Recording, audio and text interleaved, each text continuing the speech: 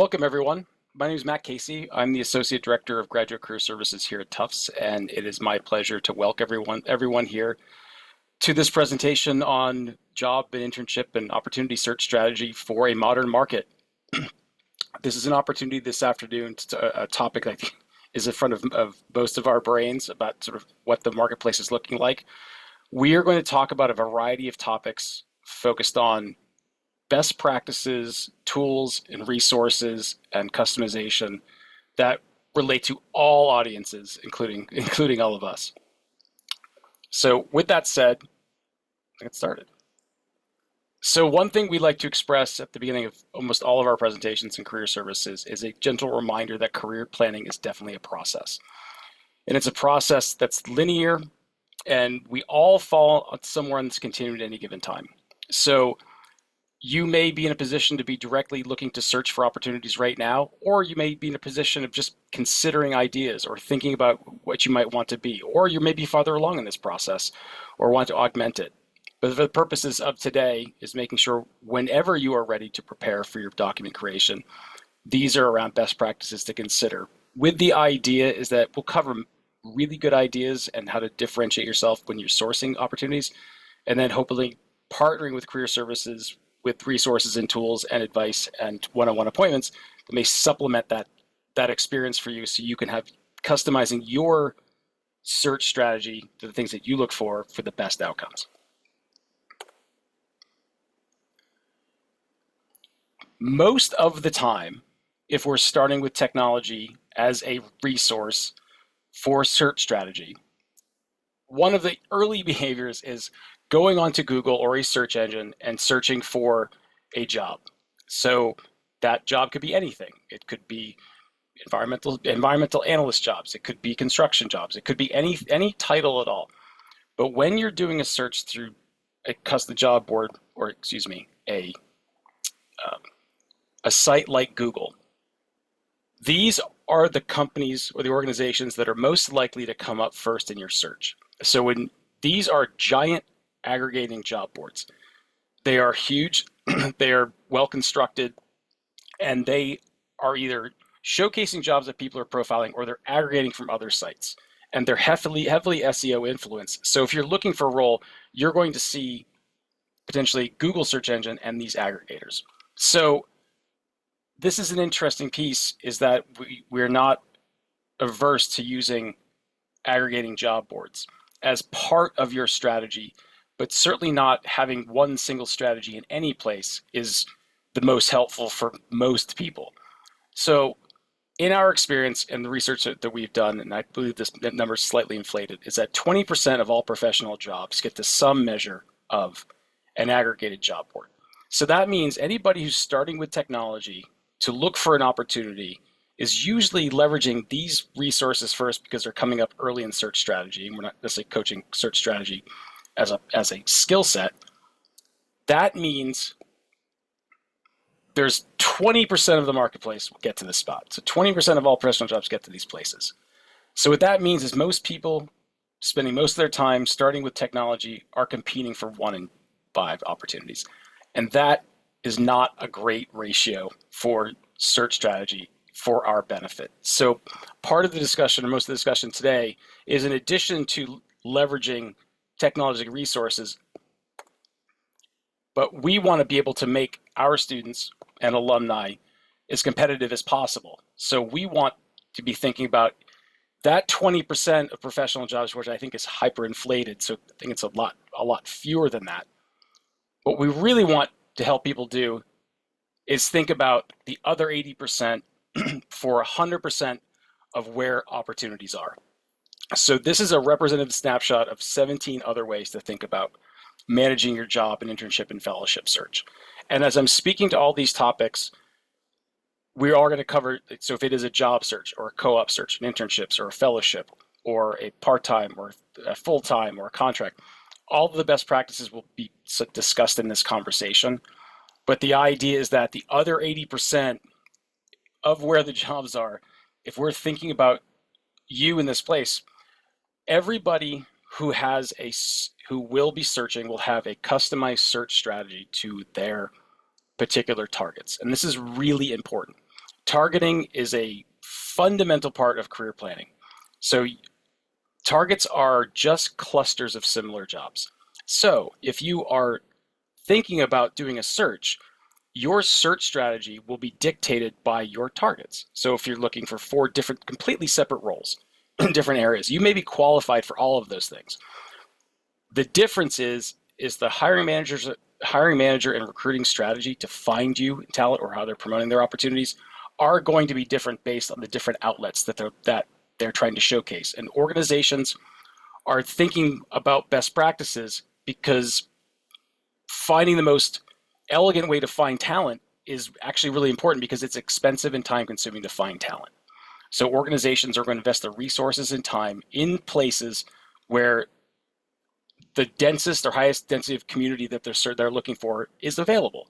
And that could be a site, that could be an organization, that could be supplemented with a recruiting firm, leveraging communities, all of these places. So what we want to do is that every one of you per target will have a customized search. And that's really important because a customized search is going to save you time, give you more options, and give you a more effective way to ultimately have a conversation with someone, hopefully to secure a job. So in addition to large aggregating job boards, one of the things that we are advocates for are targeted job boards. So think about targeted job boards are just aggregating, or organizations are showcasing roles on these sites, but they're based on particular topics or skills or competencies or interests or industries. So if an organization is looking for a particular type of talent, maybe it is around a skill, or maybe they're looking around like an industry like healthcare or like a skill like data, is that we are going to feature these opportunities where we think the cluster of the most people will be that are relevant to that opportunity. When you're thinking about targeting, this is also very important because there could be overlap between these possibilities. So you may be interested in a data analytics role within the healthcare landscape or a different industry or a sector. Organizations oftentimes will feature on both. So they may think of themselves as a healthcare organization first and promote roles on sites that are relevant to that particular topic. They might also feature it because if they're looking for skill sets like data analytics, they might feature it on a skill-based site. We want to make sure people are aware of those opportunities, and we have a curated directory that we're always advancing and developing to help as a catalyst for you that we can sort of showcase targeted job boards by industry and sector that may help you start your process of search without having to find these targeted job boards in the first place. So we might by skill, it might be by a certain topic area like the environment or sustainability. It could be around a competency or a degree program like engineering, for instance. It could be around a particular talent or subset of an overlap of skills and competencies where you may be thinking about how do I leverage my specific degree for these types of options? Or what if I'm studying, an English PhD? What if I'm not looking for faculty roles? So thinking about the fact of how opportunities and competencies are related and showcased. Also one for internships and co-ops. So a place to source ideas and opportunities that are focused in those particular areas. From a career services perspective, the other thing we're always thinking about is meeting everybody where they're at. So your particular expectations or needs are part of this equation too. So you may be looking for a supplemental role, or maybe you're looking for a part-time opportunity. Maybe you're working for something that's remote. We're also curating resources around your own work style and preferences or your own needs. So we also have directories of placement agencies and placement agencies and temporary staffing organizations that are helpful in, let's say you lost an opportunity, or you needed a job quickly, or need to supplement your income or have income quickly. There are different ways for finding opportunities based on your own existing needs. We just want to make sure in this conversation that you're aware of those possibilities and that we're serving you however you need that support. So targeted job boards and aggregators are a great start to see what's available. The targeted ones are oftentimes have more relevant and more timely opportunities. The one thing with big aggregators is they're not always moderated very well. So you may see jobs and examples of things that exist that have been closed for weeks or months. So the idea is being attentive to those pieces. But we are advocates for setting up job alerts on these sites.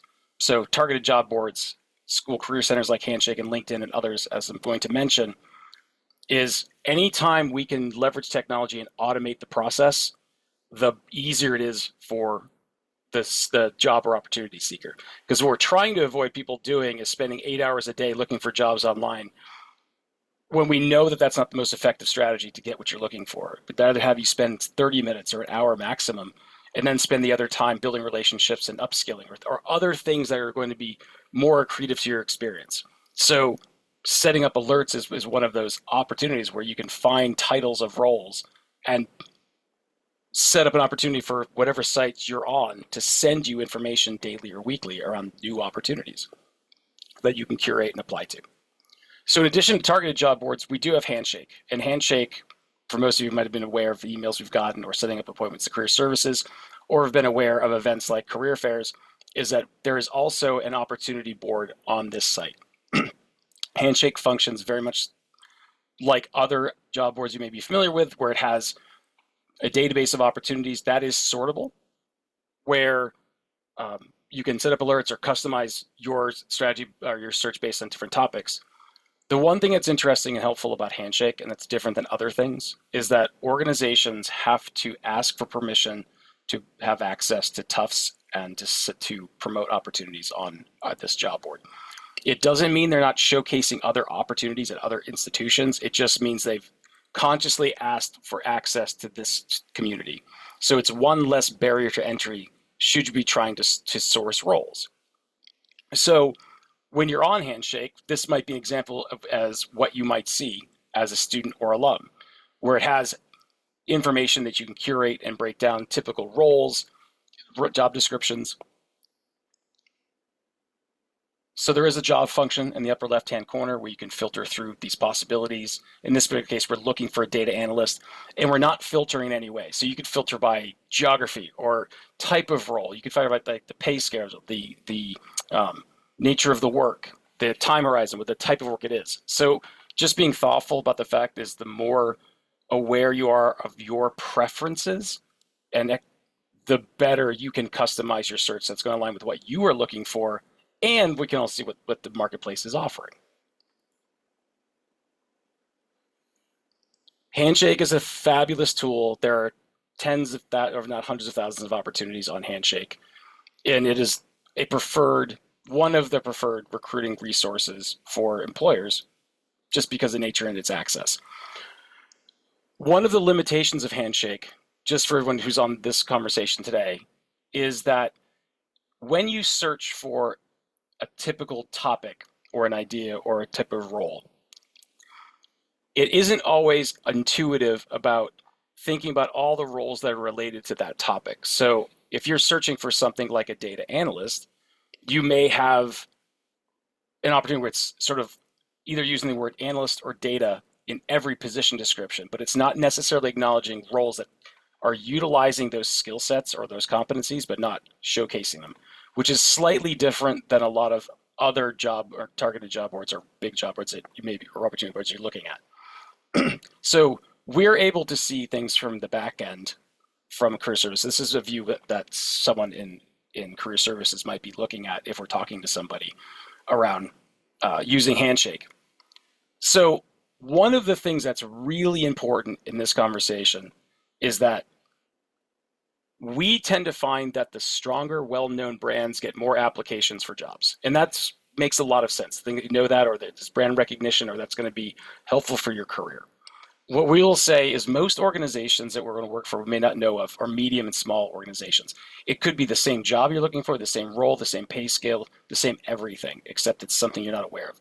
What we tend to find is that we get a lot fewer applications for organizations that have these possibilities that aren't the highest level of brand recognition. So what we're trying to demonstrate, not only for jobs and internships, a lot of times there are opportunities that are promoted on Handshake that have 0 or 1 or 2 applicants. And it's not because the opportunity is not great. It's just because it may be not exactly what you're thinking about or featuring. So we want to make sure is if the goal is to get an opportunity, and you may not be seeing the things that work best for you, is working with career services. Maybe we can bring these things up because this is actually a snapshot of roles that had existed in the past and things you see sort of not having a lot of applicants for opportunities. And this is not something that is on the shoulders of students or alumni. This is, sort of educating career services and actively managing this platform in a way that's the most beneficial for you. And the same for internships. So the modern job market is interesting because people are even though the marketplace is really strong right now, so job hiring is actually really great across industries. But that feeling that you may be having if you're applying for jobs and not necessarily getting the opportunities that you seek, that sometimes that feeling is actually very real, and we're validating that sort of across the board. Because what we're seeing in the marketplace is that, particularly with leveraging technologies or company websites for promoting jobs, is that the number of positions of opportunities and applications for jobs online is escalating massively. So you're seeing 5 and 10 time growth in applications. So a job that may have had 30 applications for something similar 3 years ago may have 300 now for organizations. And one of the reasons is a little bit of anxiety. So the urge to try to submit applications to lots and lots and lots of jobs. And there are very few barriers to entry to do that online. So there's nobody's like pre-filtering your credentials. You could just submit, just maybe not pass through the internal filters of the organizations to evaluate that application before it ever gets to a person. So what we want, and the fact that the number of recruiters and hiring managers is not growing with the same number of people. So we're asking technology to do a lot of filtering right now. So what this means is, when we think about our expectations, one is targeting, is making sure that what we're focusing on, and that our marketing documents, when we submit applications, are explicitly aligned with those roles. Because, and that we do have presentations on resume and cover letter and marketing document creation too, can get into more specifics. But we want to make sure it's recognizing the fact that discovering these opportunities is part of that piece. If it's with technology, it's also making sure that we're promoting and showcasing the best practices for you to customize those documents when you submit that are more likely to be attractive to the systems and the people that are going to want to talk to you.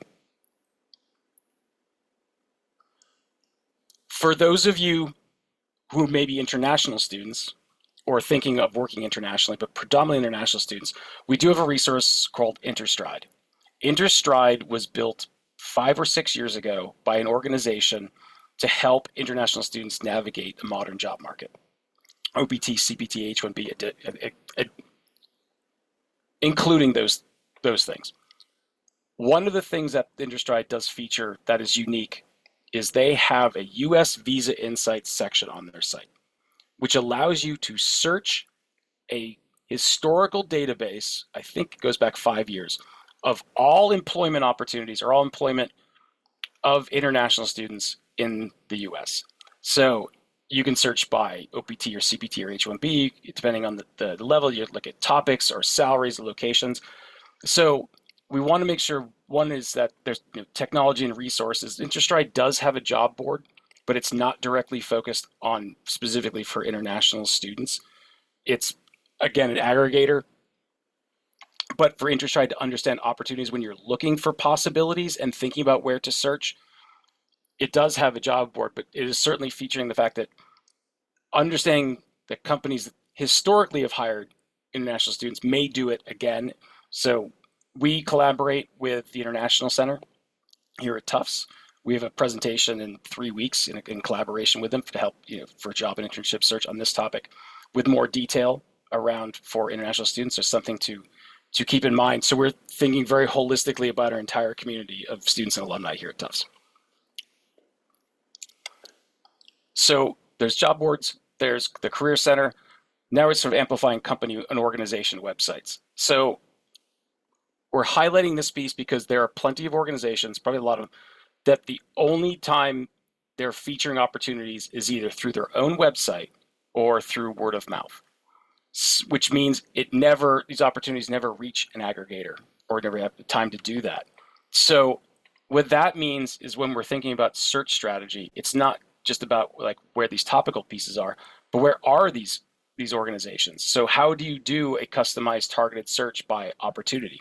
If you're looking at a certain, if you're thinking about healthcare in Boston, there may be plenty of biotech or life science or healthcare companies that are only featuring their opportunities in their place. So how do we discover them?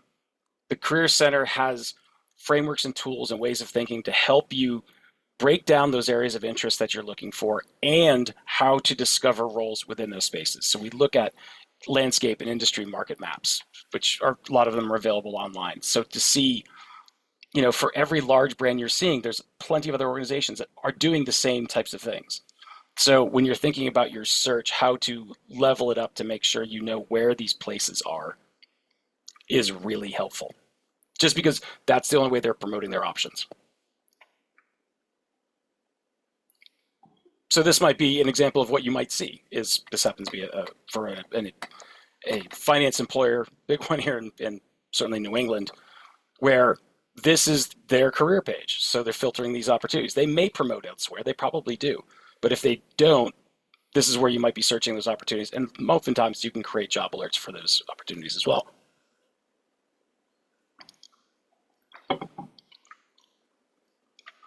So organization websites and where to go find places that are not necessarily discoverable elsewhere is something that can be and does and often is done to support. The other thing is LinkedIn. And LinkedIn, like the other things I've been explaining so far, does have a job board. And LinkedIn is sort of a fascinating hybrid site because it is a site for opportunity, is also a site for relationship and connection. It's also a site for communication and brand building. And these numbers have scaled.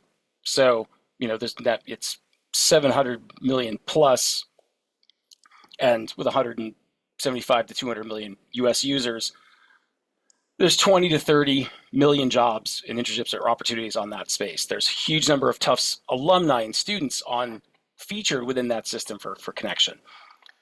40 million people use it to search each week. And this metric is based on external analysis where 95% of recruiters are using it to find, evaluate, or hire talent. I think that number is actually higher, probably close to 100%. So in some capacity, nearly 100% of people trying to find talent, trying to find and hire folks, are either going onto LinkedIn and featuring a job. If they're not featuring the job, they're looking for candidates from that pool, or they're trying to hire from them directly. So when we're talking about it from a job search perspective, one is making sure having it up to date. We are not directive about having a social media presence. Everybody has their own comfort level. If you are comfortable with having a social media presence and profile, we do think having a LinkedIn profile in this modern market is highly advantageous. It allows you to search for opportunities and to be passively searched. So if you're going on to LinkedIn, being able to look at jobs based on certain topics and be able to, as I've sort of highlighted here, where you could set up a job alert on that particular topic and can customize it to all of the features that you're interested in, including these. So you can apply your filters at LinkedIn. I don't believe there's a cap on the number of alerts you can do. Whatever you can wield and manage, I think is probably the cap. So you can look for jobs and opportunities, but LinkedIn also allows you to look at sort of job profiles, but also think about the people that are oriented. So technology is an amazing way to find and source and get a job or an internship or fellowship. You're just 10 times more likely to secure one through some measure of relationship or connection. That connection could be anything. Any touch point in any way that involved a human being is some way of potential contact. The idea is that you may want to discover more information or have an open dialogue with somebody, or you may want to reach out to a recruiter directly, which is possible. So the idea is it's an opportunity to learn and connect. So it's not just about the profile of the jobs, but you can actually access other people. There is a feature on the LinkedIn page which was incepted a few years ago, which I think is invaluable, is that when you have created a profile, underneath your profile, there's a section that allows you to talk if you're open to work. This was something that made the lives of people who are trying to find opportunities, but also recruiters and hiring managers. So what happens is if somebody is using LinkedIn as a tool to recruit, to find their talent, maybe even not promoting jobs, there is a platform and a dashboard that they have and that they can customize their search, and it will be populated by eligible candidates from the LinkedIn database. What this allows the individual like us to do when applying for roles is set up preferences based on a variety of different topics. So it could be the titles of the roles you're looking for, the job locations, when you want to start, the job types, whether or not you want to open it up to recruiters or just for everybody. But if you, at a minimum, we strongly recommend you set this up for being able to be viewed by recruiters. Because what it tells the recruiter in their back-end profile is that there may be 1,000 people in the pool of candidates that are potentially eligible for this role that they may consider. By checking off this feature in LinkedIn, it tells the recruiter, should they reach out to you, you are more likely than not to respond to their query. So what happens is, because it's time consuming and expensive to source talent, organizations are going to find ways to make that process easier. So if there's likelihood that somebody will respond to a request to talk about an opportunity, your candidacy jumps in their criteria. So you may not jump to the top of the list, but you certainly get higher. There's also the feature where you can showcase being open to work. So you can either choose recruiters, and all that does is tell recruiters other organizations. So it's not necessarily showcasing that your whole network knows you may be looking. And if you want your whole network to look, which is completely fantastic, if that's your choice, is that there's a banner that allows you to say that you're open and available to opportunities. So in this particular case, you see an image with a sort of a rounded header below it saying open to work. Historically, the idea is if you're promoting that you are open to work, it means that you may not be currently employed or searching for opportunities. The reality is, targeting and being specific about your opportunities is incredibly important, but also it's really important in a modern market in some capacity. It should, one, be easy to find you, and two, when we find you, it should be really easy to understand why you're valuable and why you're interesting. So dependent on your situation, your experience, and obviously talking with career services, specialists can be helpful in this endeavor, is how you might think about this. But creating a passive search that other people can look at you, but you're not doing any labor, is advantageous to your opportunity. So there's other technology that's interesting. Social media is a fascinating place around job and career management. Historically, it has not been a fantastic place to source traditional opportunities. There were situations where you could Facebook has used 2 or 3 different frameworks that necessarily haven't worked, and now they have an aggregator that helps with these pieces. But usually, social media is sort of featuring other topics. But organizations are trying to find ways for you to connect to them, and vice versa. So the platform has changed dramatically. But in the past, you could put in a series of terms into a search box into Twitter, and to get feedback back. So if you put in finance jobs Boston into Twitter, you would receive a variety of information. The information not be relevant or timely, but just knowing that organizations may be trying to feature in different ways. Also recognizing that, social media is something that people are using. Like, organizations are going to LinkedIn to try to look at profiles. They are trying to feature ads and options on sites like Twitter, Instagram, or using influencers to showcase opportunities. So this is just to illuminate the fact that it is on the radar screen of people trying to find you, and sort of expectations of what they're looking for, and that being thoughtful about your management of your page. And this is sort of example of how historically a social media platform has featured jobs. NASA, for instance, has an incredibly robust Twitter page that features opportunities and jobs and showcase. They are actively trying to recruit talent nationally and globally and are using multiple outlets to try to find you. So, assuming that it's still up and running. So, the other side of the equation with social media is that it's a tool to, engage with others and promote yourself or these ideas of ways of thinking what people have access to. This is just to illuminate, and this is still true, is that social media can be a detractor to your brand. So how you are sort of viewed and interpreted online. So just being thoughtful about how to actively manage that profile and the content you support and the information you showcase is something you're comfortable with and is aligned with potentially the employers you're looking for. So again, this is all about personal expectations and needs and responsibilities. So we're just letting you communicate the information that these are tools that recruiters are using to evaluate and assess and segment talent too.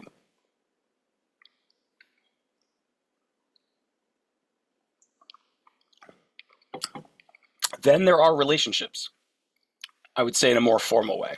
So I've sort of called out here alumni networks, professional associations, communities.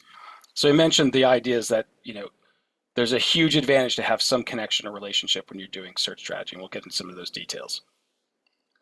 So everyone should build their network before they need it, which I absolutely believe this to be true, it is never too early to have conversations with anyone about anything. We are advocates for agendaless meetings. So how can you set up conversations just based on curiosity, not on job searching? And recognizing is talking to people with shared interests.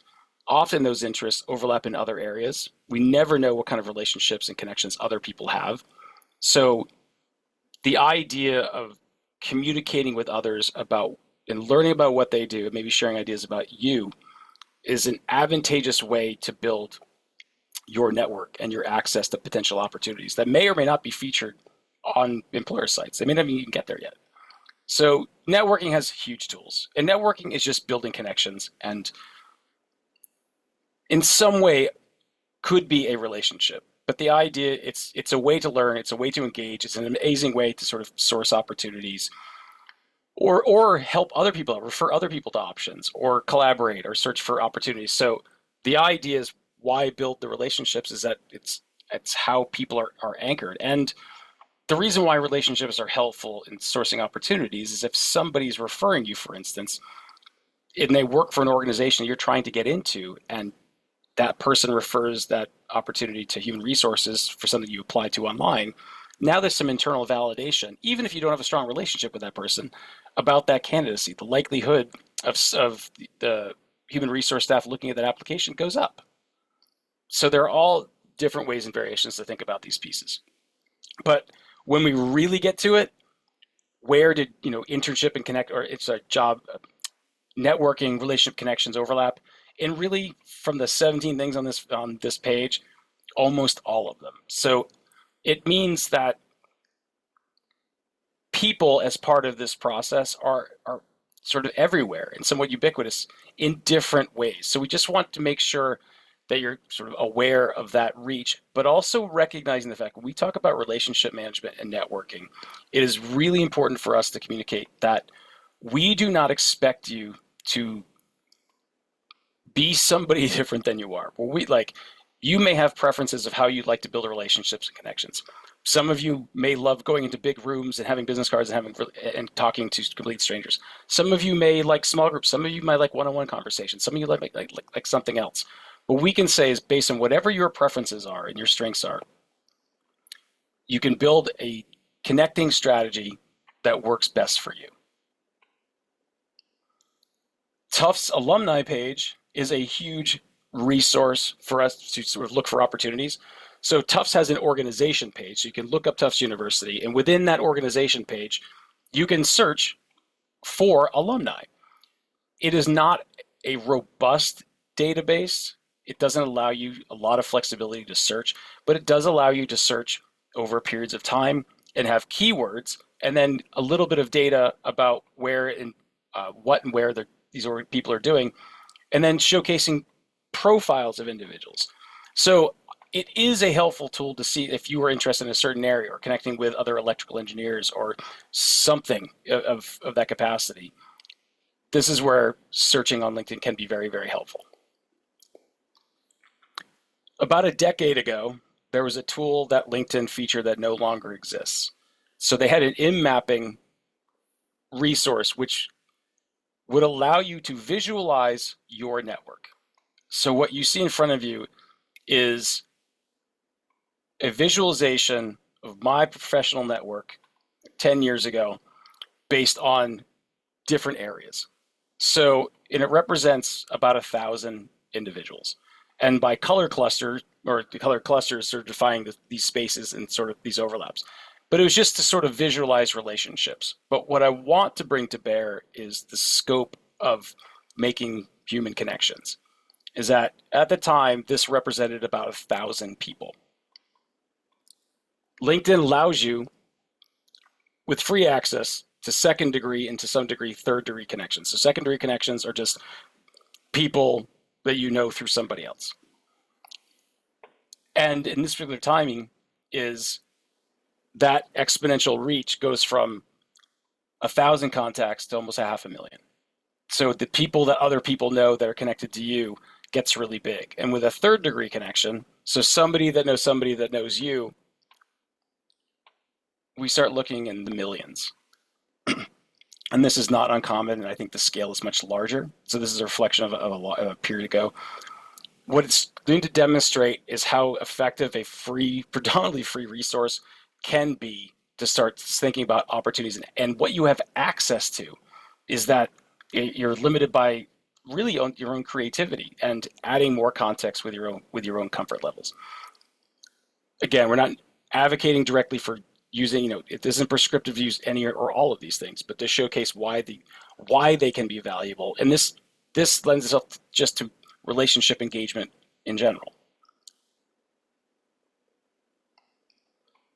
And then we have resources to do that. We have one resource called, so in addition to LinkedIn or your own personal network and communities, is we have the Herd. Herd is our alumni and student engagement platform.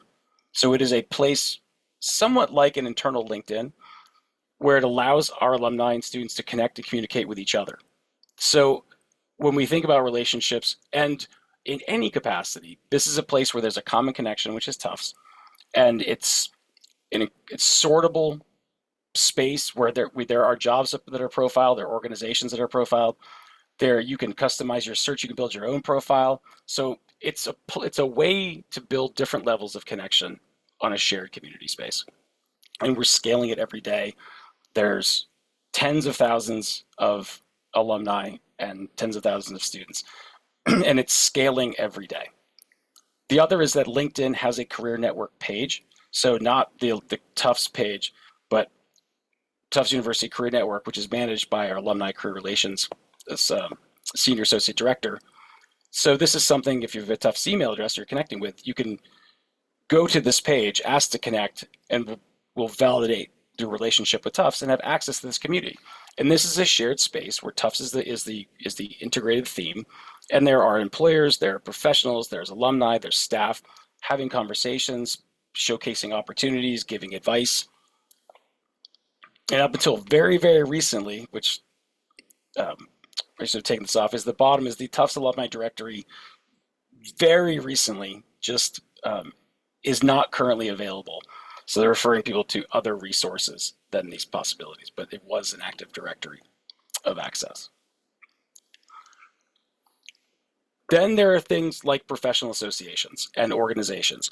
So if you think about it this way, like anything you may be interested in or connected with can be useful. So we go back to the ideas that recruiters and hiring managers are trying to find talent they're looking in places where the highest density of that talent or overlapping skill set might be.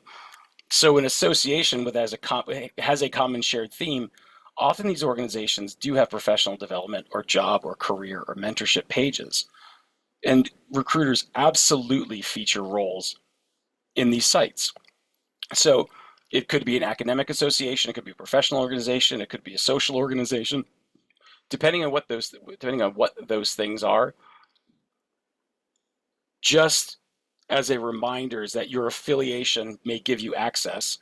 And a lot of these organizations, especially if you're a current student, have significantly reduced um, or no fee dues for the organizations. So being strategic and selective about these pieces, but just knowing that this exists because the communities are already aggregated for their own reasons, but for hiring purposes, trying to find you, this is not a bad way to do it, or finding employers. So in addition to the technology and the people potentially connected to you, there's also being able to recognize the value of recruiters and placement agencies. Historically, they have been considered different types of ways to find people for roles, or for people to find roles for themselves.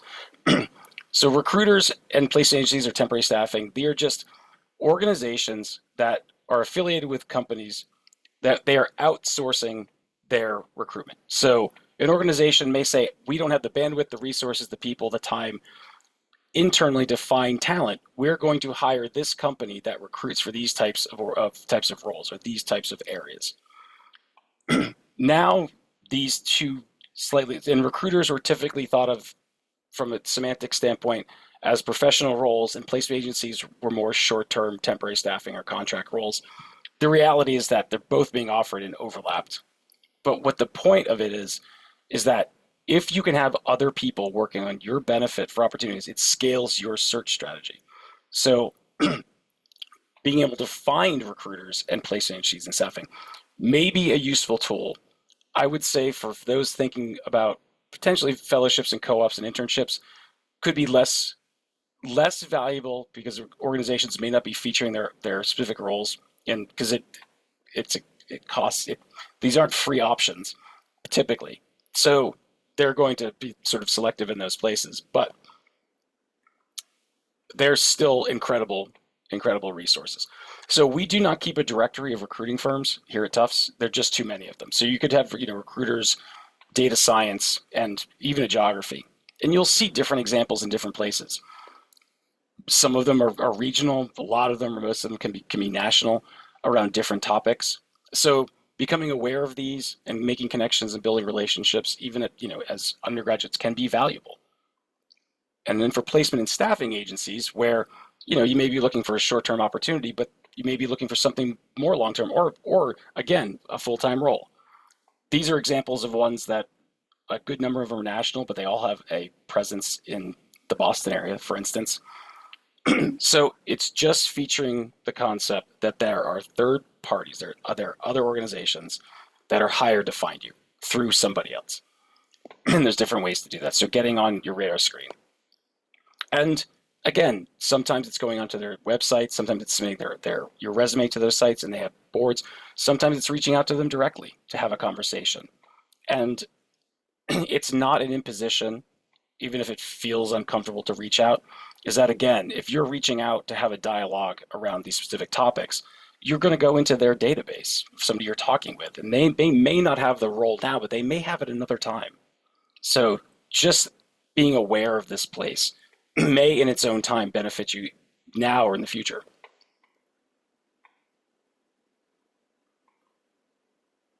We do have not just us, but like we just had our largest career fair on Friday, or most recently the last week. So job fairs are not exclusive to Tufts. Job fairs happen all over the place, regionally, locally, virtually. So, and there is a shift returning to not exclusively virtual, but in-person contact and events. So I think being thoughtful of the fact that if you were interested in certain roles, we offer fairs in certain companies, areas like the one that happened just recently. But there's also going to be, if you look up job fairs in a certain geography, you will see access to those places. They may be featured or they may be co-branded. So just recognizing the fact that those are excellent places to search and find opportunities as well. And there are other, covering every single aspect here, but one of the things that's really important, and I think especially talking with students and alumni, is that a lot of the things that you're having in your courses or the work that you're doing may be leading edge. There's entirely possible that the job you are most qualified for is being made in real time or doesn't yet exist. So some of the tools that we're doing or the projects that you're doing may be featuring skill sets that are being about to be adopted in organizations. So what we want to make sure you realize is that, or you may have a preference to start your own thing, but recognizing the fact that if you want to start something on your own or supplement with something you want to do, or the fact is not to be discouraged of the fact that there's always something available for everybody, because we have a lot of things to offer, and that those things may be revealing themselves. So this is why having a large career services team, we have an incredible employer relations team. We look at a lot of data about the marketplace, about what's happening. So be able to feature, what those trends might be. So say, yeah, this is coming. This will be a part of this thing. Keep doing this. So just recognizing the fact that value comes in all its forms and in its own time. So that is an overwhelming volume of information to focus on job and internship and opportunity sites. More from a structural standpoint, each of you will have a targeted search that we want to sort and help. Career Services also has a variety of options with one-on-one appointments, exploration resources, and discovery work, building up your marketing documents and teaching, or it could be for academic or professional roles. It could be customized searching. It could be attending events, pushing information to you from our sources. We have online tools that can help with search strategy or help with interview prep or other competencies. Lots of workshops like this one, course presentations. So how we're trying to make sure is however you feel it's best for you to want to engage and get support from us, we want to be your partner in that process. So we are located at Tufts Career Center. We have we have virtual appointments, we have full-time appointments.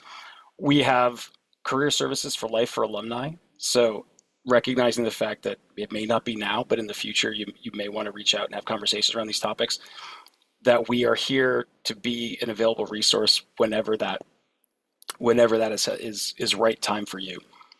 And the best way to set up those appointments is through Handshake, like becoming aware of these processes. And we have tools and opportunities and or tools and resources and information on our website about all these aspects.